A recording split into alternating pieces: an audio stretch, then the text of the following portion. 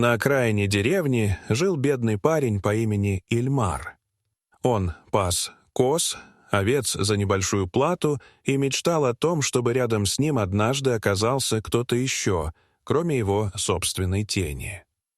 Недалеко от этих мест стоял просторный усадебный дом. Он не поражал роскошью, но славился крепостью и добрым именем хозяина.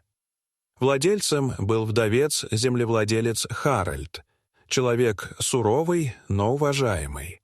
Говорили о нем не только как о хозяине широких полей, но и как о владельце своенравного жеребца, которого никто еще не смог укротить. Коня звали Гроза, за его необузданный нрав, неуемную силу и тяжелый взгляд, перед которым отступали даже бывалые всадники. Харальд не раз, сидя в кругу мужчин на ярмарке в поселении, говорил: «Кто сумеет обуздать моего коня, получит руку моей дочери». Такой человек достоин нести семью на плечах.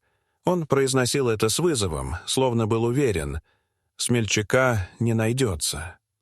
Однажды утром Ильмар услышал об этом разговоре, пока таскал воду из колодца для своего скота. В тот же день он отправился к усадьбе Харальда. Пришел без слов и без оружия, с пустыми руками, но с твердым, решительным взглядом.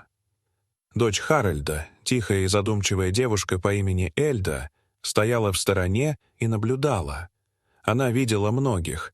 Кто-то падал в пыль, кто-то с криками бросал дело, кто-то уходил, кипя злостью.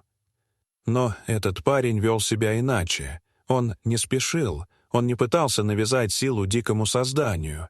Он просто стоял рядом с Грозой, подходил понемногу, останавливался, протягивал ладонь, отступал, потом возвращался снова. Он не стремился покорить, он стремился понять. Так проходили не часы, а дни. И только на третий день, когда закатное солнце красило горизонт, конь перестал рваться в ярости.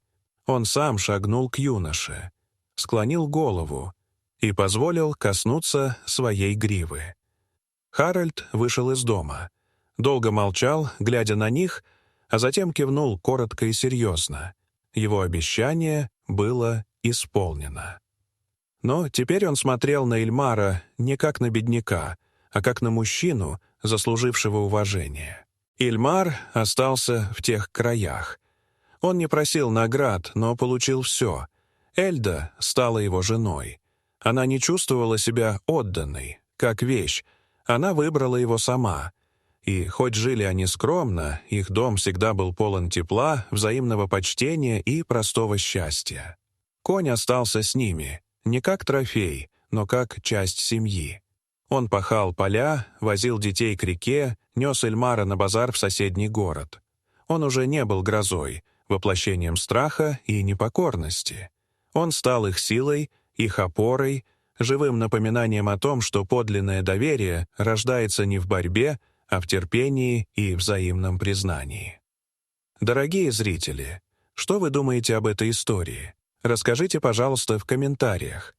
А если вам понравилось это видео, то ставьте лайк и подписывайтесь на наш канал.